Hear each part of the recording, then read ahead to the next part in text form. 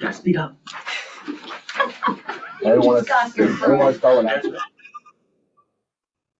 I'm calling the Westerly School Committee to order today, Tuesday, January 27th, 2026. Members present: Peter Nero, Tim Killen, Andrew Gothals, Lori Whitehall, Joseph Jackson, and Michael Over.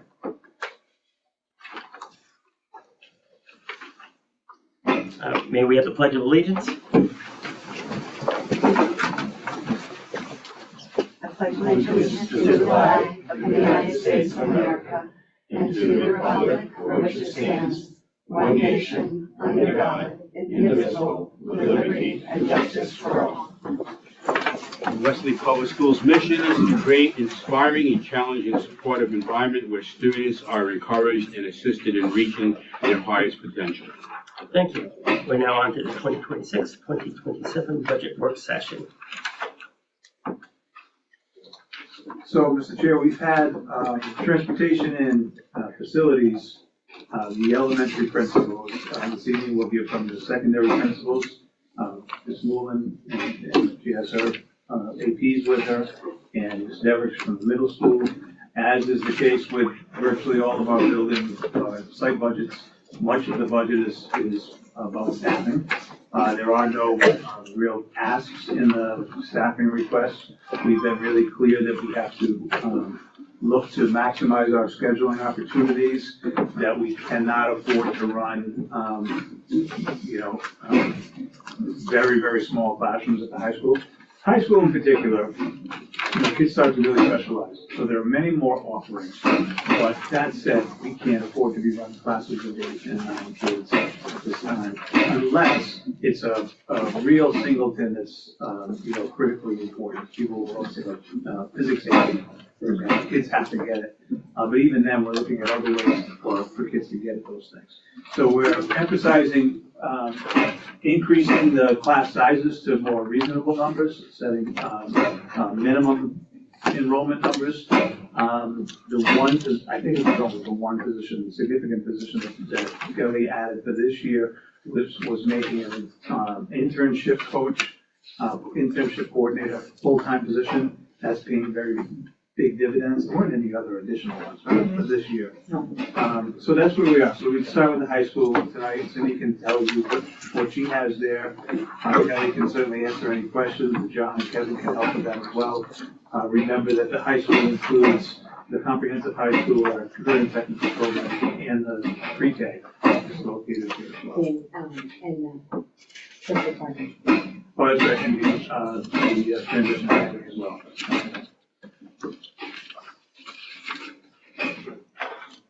So in front of you have the reports that were uploaded to the budget computer for the middle school. So staffing report, site budget detail, a historical comparison and end year.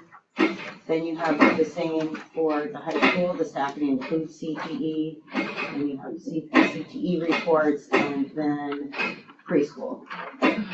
And then behind that packet, we did have an issue. So you'll note I have a high school and CTE updated site budget report. So these are the most current reports, so we will have to rerun historical. Just to point out, the high school site budget is an increase from this year's revised budget of $31,113, or 6.7%. CTE is an increase of $26,423, or 16.9%. And so the principals and APs are here to go over any of those increases.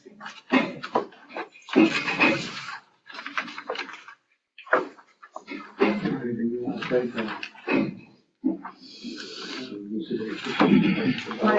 Well, I think much like the same reason for last year with the CTE budget is going up at that rate is because of materials. The construction equipment, the hard equipment, everything that, we need as a resource there has gone up to be more expensive at a faster rate. So that's why that is there. And also, the programs there are having waiting lists, so they're full. So we need the resources because the programs are really maxed out.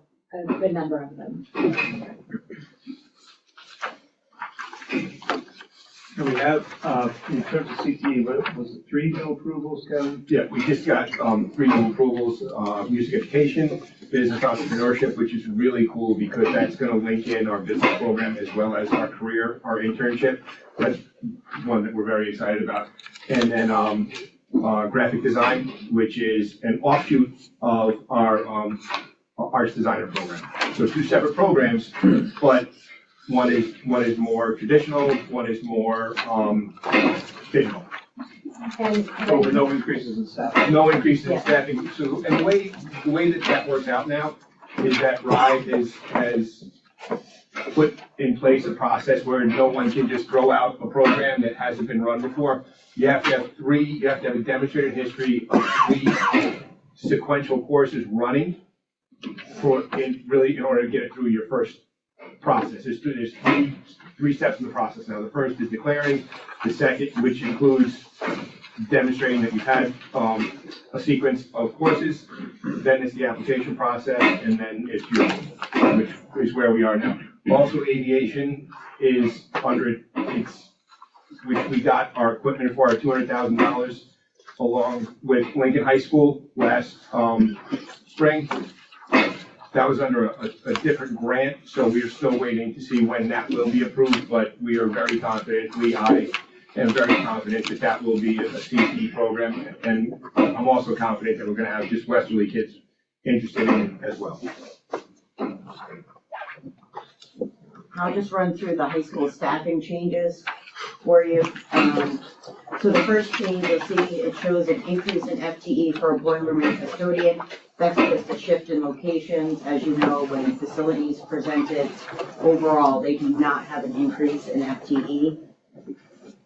There is a 0.6 increase in criminal justice teacher. And then offsetting, we have a 0.4 decrease in social studies, a 1.0 decrease in special ed, and a decrease of 1.0 student success coach.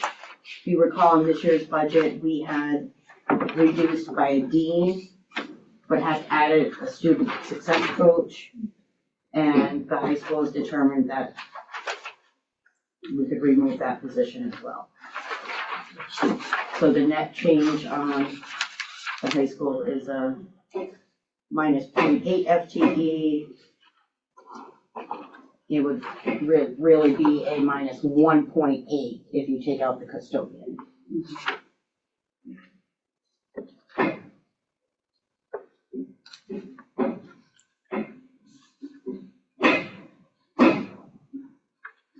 Do we have any questions?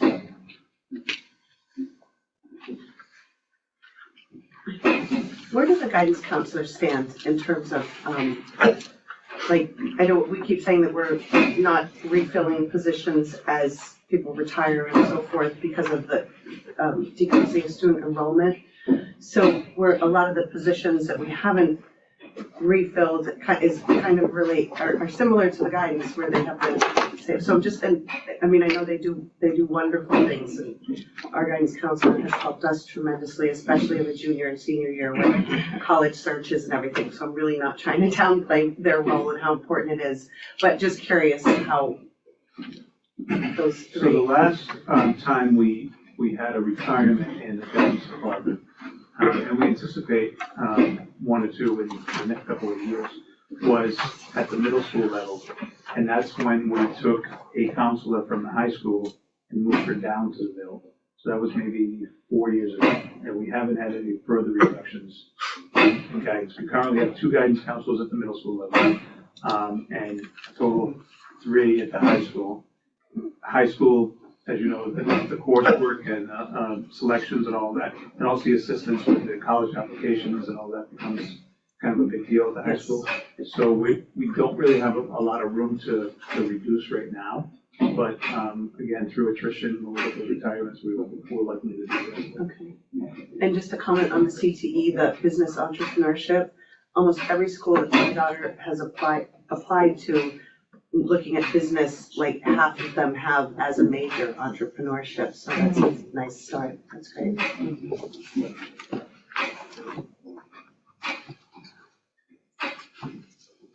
Anything in high school admin?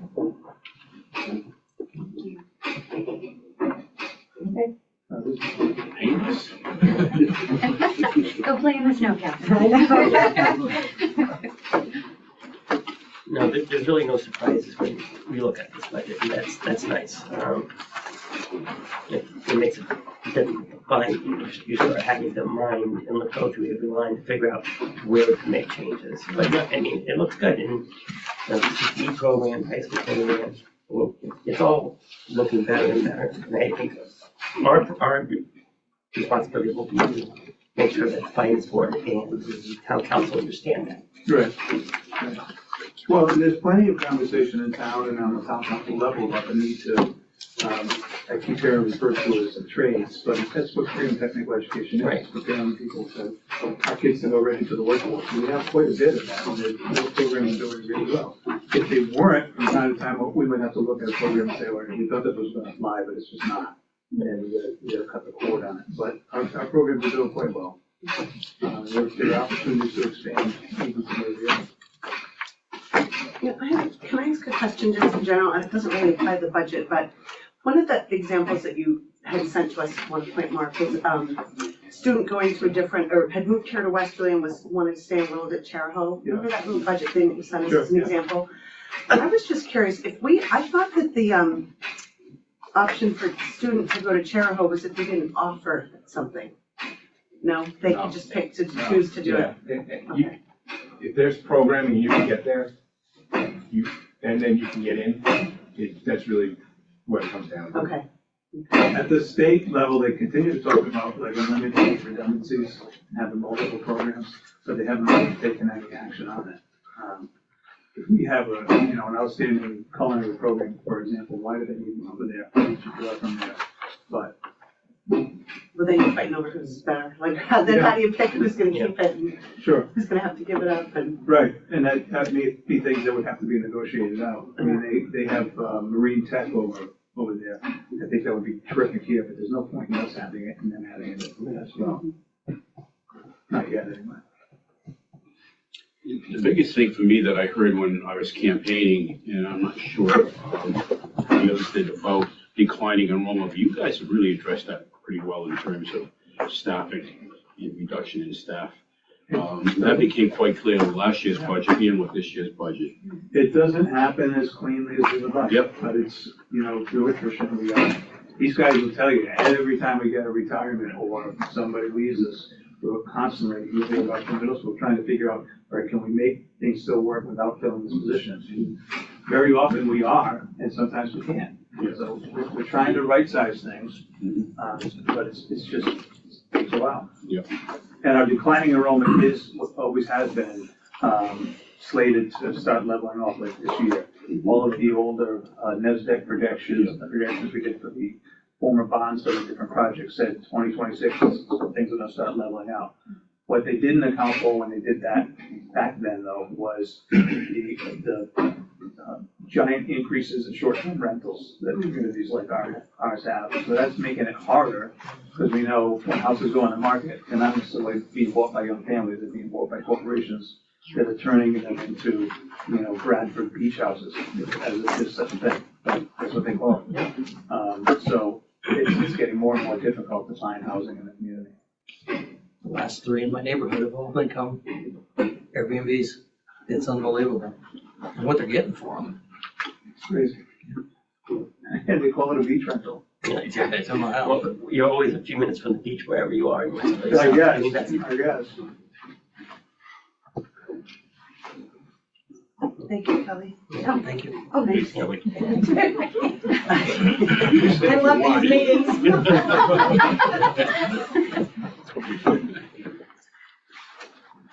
So for the middle school, I can just start with the staffing. You'll see there's a net change with a decrease in 2 FTE. That's only because of a reallocation of a boilerman custodian and a program paraprofessional. The middle school did not have a net FTE change. in their core staff, and you'll see the other changes in teaching staff. We're just changing around with the schedule and the grades. So it's not crazy, it's not totally unheard of, but our middle school runs 5 to 8, where others will often run 6 to 8. So Desiree's got grade 5 over there. When we started transitioning to more of a grade 5 instructional model, I think there were 2 reductions 2 years ago, right, at the grade 5 level? Yeah, we've gone kind of back and forth between 6 and 7 teachers, Yeah. grade 5 and 6. So as we discussed last week, the middle school is continuing to work on the schedule, trying to be smart about that. But we're again trying to explore possibilities for sharing itinerant staff, PE, music, art, library, world language, those kinds of positions at the elementary and the middle. And that's not uncommon either. Somebody would work, for example, Tuesdays all day, they know they're gonna be at Dunn's, and Wednesday morning, they're gonna be at middle school, and then they go to Dunn's in the afternoon, and those kinds of things, but it's hard logistically to work out, so we've been trying to do that as Desiree and her staff are working to identify those other challenges with the middle school schedule. The high school is kids going out like this and finding, taking all these courses they want to take.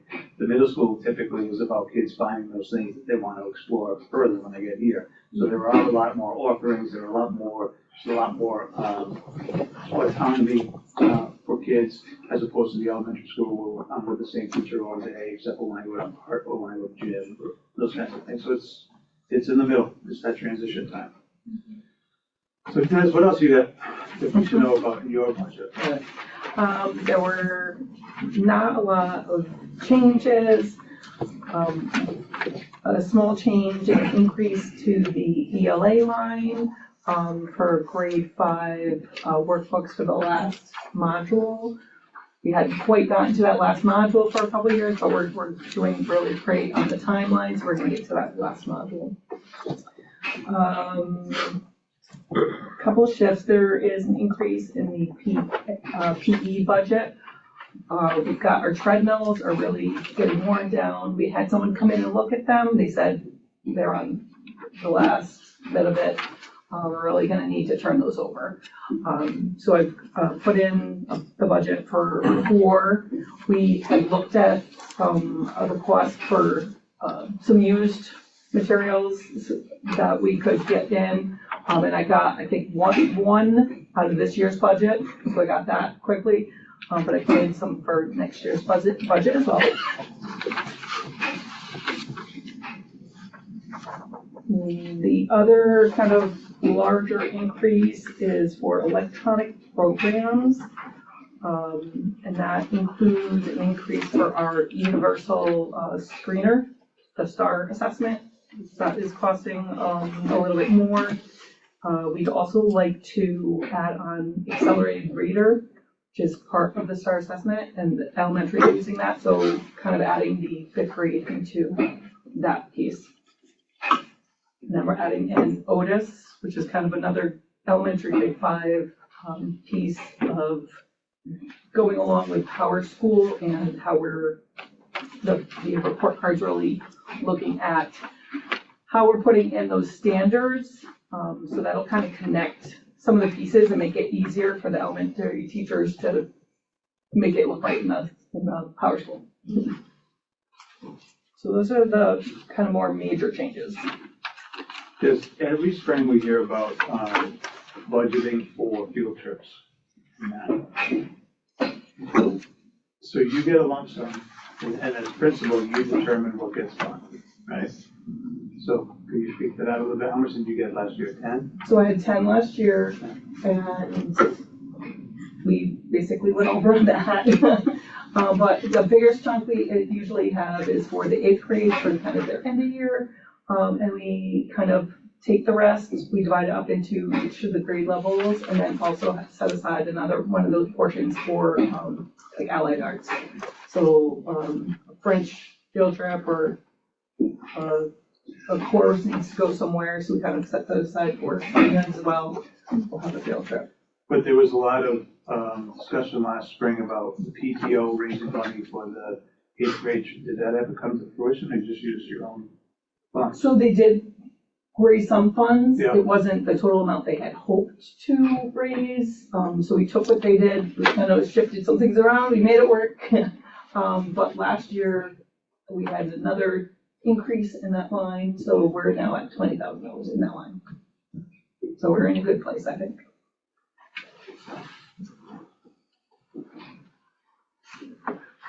So 20,000 field trips for this next school year? Wow.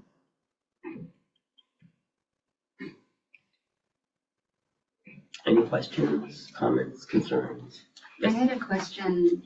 The other dues and fees line seems to be, there was a significant jump in that, and I just was curious what that refers to. I mentioned that and I was like, oh, that's not that much, but that is, for our testing for our MLL students. Okay, We're doing some more practice testing with them, and then if we have more students, there's an increase in the number of tests we're purchasing. great.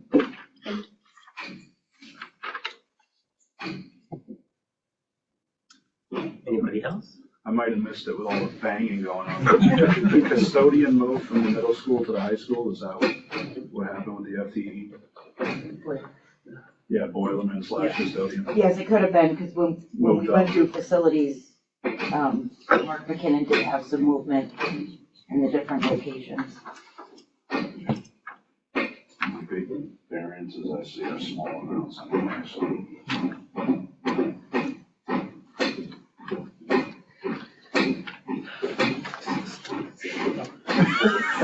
That's not how it works.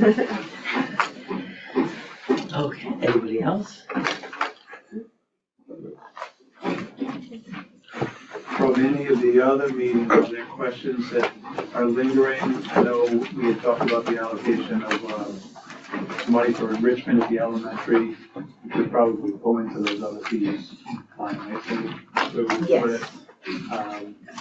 We costed that out.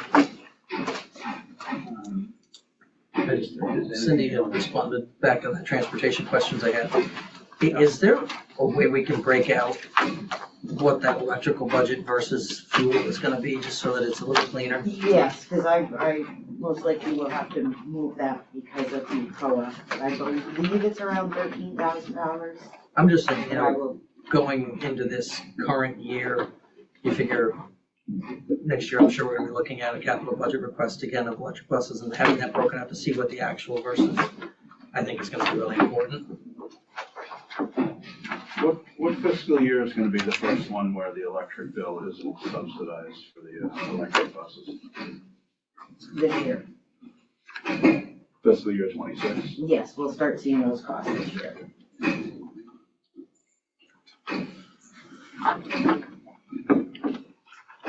Just some general questions. We're done with everything, correct? Right now, we don't have another budget meeting, do we? No, we have two more scheduled. And we're actually gonna try and double up the last one.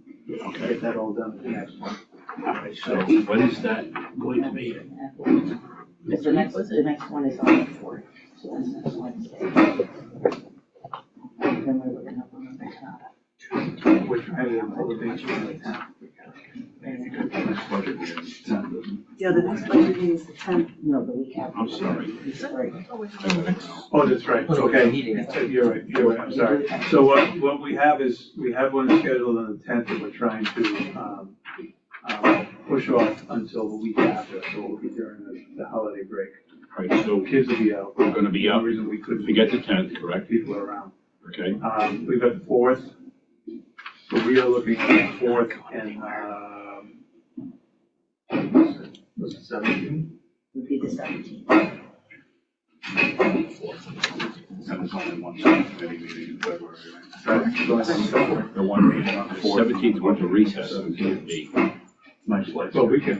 You want, I don't know if you, we met, that's fine, I'm fine with that. I know a lot of districts don't like to do it in schools though, because parents feel as though they're not part of the process, but they know anyway, so what difference does it make? Unless the 12th was a possibility. Thursday, before the break. And that meeting is gonna be looking at the whole, like the final budget that's gonna go. Yeah, that's gonna have, the remaining, that last meeting will be any remaining site budgets, so a lot of the smaller ones in technology. And, yeah, the overall budget So the budget goes to the town on the 25th, correct? on the 23rd, the budget book goes to the town. So we'll have time to review and have questions. I know I'm just one person, but I won't be available on the 17th that week. So we were just saying, we could potentially do it on Thursday, the 12th. Yeah, I'd like to be here for it. We have the 10th scheduled, but I won't be here. I have to go, my son's wedding, so I won't be here on the 10th. But I could be here on the 12th if everybody else. That's fine with me, yeah. 12 works. Maybe move from Tuesday to Thursday instead. Yeah. Very good. 5:30?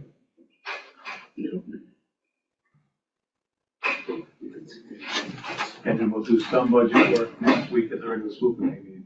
Yeah, so on the 4th, we have scheduled pupil personnel and then curriculum, out of district, staff development, and student support. So those are all encompassed under the assistant superintendent.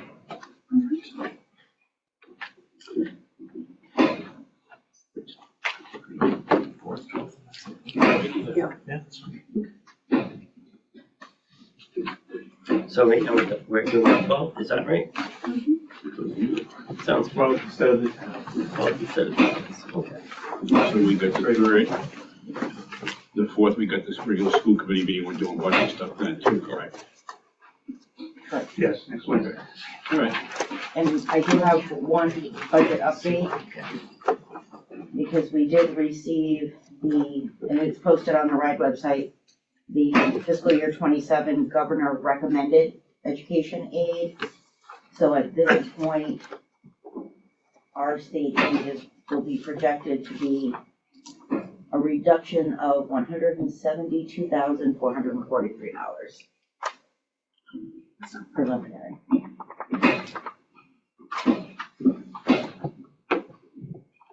And that's the governor's recommended, but it's not the legislature's. Correct. Okay. So that it can go up or down.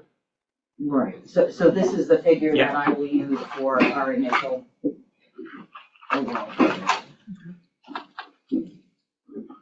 So we're in great shape.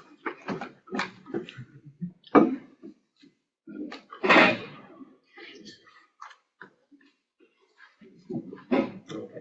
So any other questions on anything to do with the budget? No? Okay. Mark, anything from us right now? No, just keep your questions coming in here or ID, whatever you need, whatever's done here. Okay, sounds good. Okay, so if we are done, Thank may you I have a guys so much. may I have a motion to adjourn? So moved. Do I have a second? All those in favor? Aye. All those opposed? Motion passes.